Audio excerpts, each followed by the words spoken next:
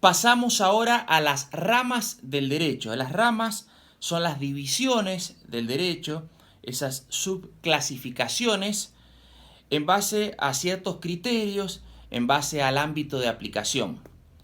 Y vamos a tener una gran división entre el derecho público y el derecho privado. Pero vamos a notar que esta división entre derecho público y derecho privado es más que nada algo pedagógico, algo didáctico. O sea, no tiene elementos reales de diferenciación para algunos autores. Bien, por ejemplo, para el sistema anglosajón no hay diferencias entre el derecho público y el derecho privado.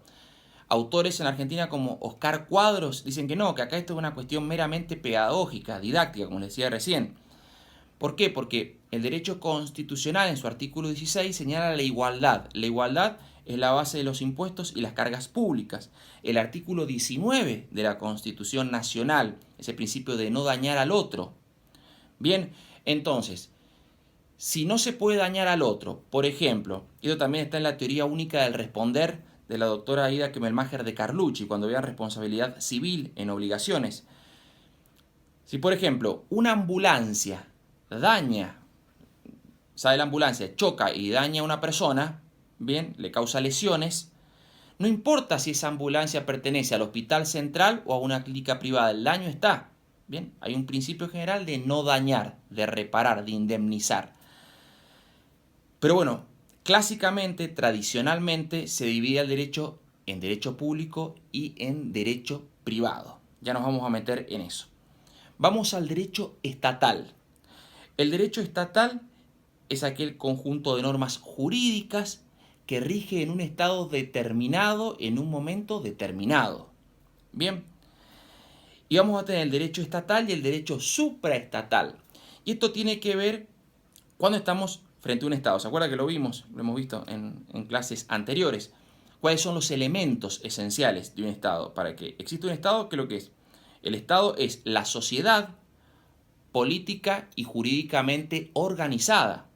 Bien, tiene que ser una sociedad política y jurídicamente libre y organizada. Entonces, los elementos esenciales, ¿cuáles son? La población, el territorio, el gobierno y el poder.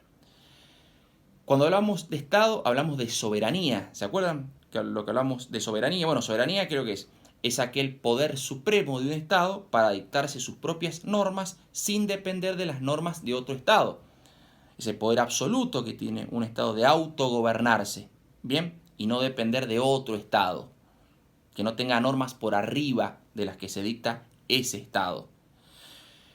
Pero la soberanía actualmente en la globalización y más allá de los vínculos vecinales, de los vínculos comerciales entre los diferentes estados, vínculos que se dan de manera bilateral o de manera multilateral, bien, estamos frente a derecho supraestatal cuando aparecen los tratados internacionales y cuando aparecen los organismos internacionales que hacen que los países, los estados, sean interdependientes. O sea, no hay estados que sean absolutamente aislados, que estén absolutamente separados, que con esa soberanía estén solos. ¿Bien? ¿Queda claro?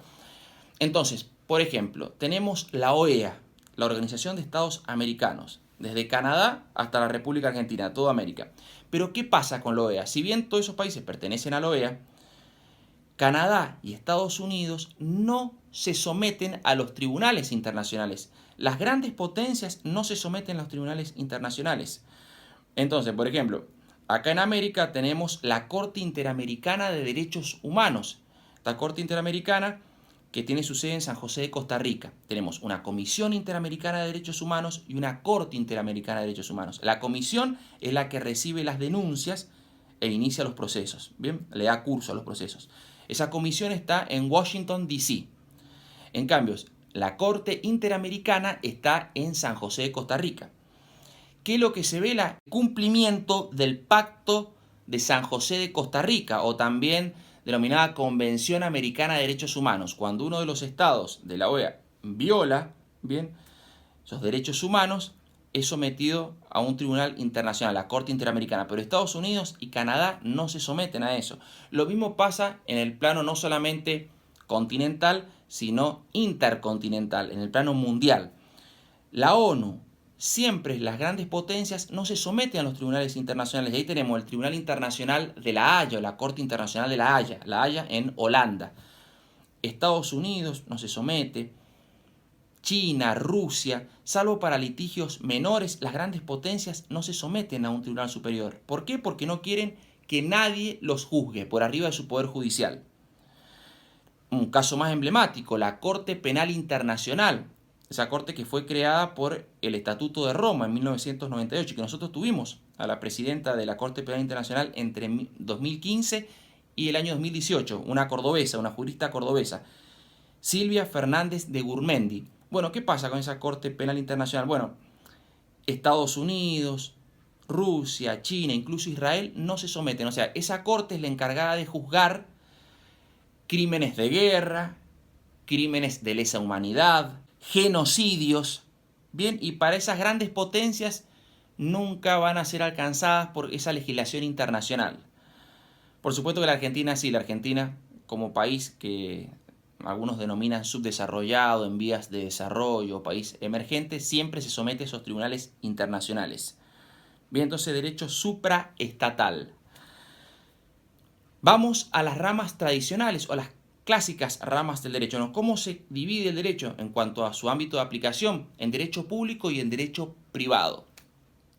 Derecho público. ¿Cuándo estamos frente al derecho público? Más allá de esa aclaración que les dije al comienzo, que era una explicación más que nada pedagógica o didáctica. Estamos frente al derecho público cuando se dan relaciones de supraordenación y de subordinación entre el Estado y los particulares. El Estado en un pie de desigualdad, por arriba, bien, ejerciendo imperium. Y dentro del derecho público, ¿qué ramas del derecho vamos a tener? ¿Qué subclasificaciones? Y tenemos el derecho penal, el derecho administrativo, el derecho constitucional como la rama troncal, como la base de todo. Tenemos el derecho procesal, bien, tenemos el derecho laboral, que es un mix, es un híbrido. El derecho laboral tiene muchas normas de orden público, bien, por la desigualdad que hay entre el trabajador, el empleado y el empleador. El Estado interviene para equiparar esa desigualdad, bien, equipara desigualdades. Eso que vimos también en Cosio. Queda claro.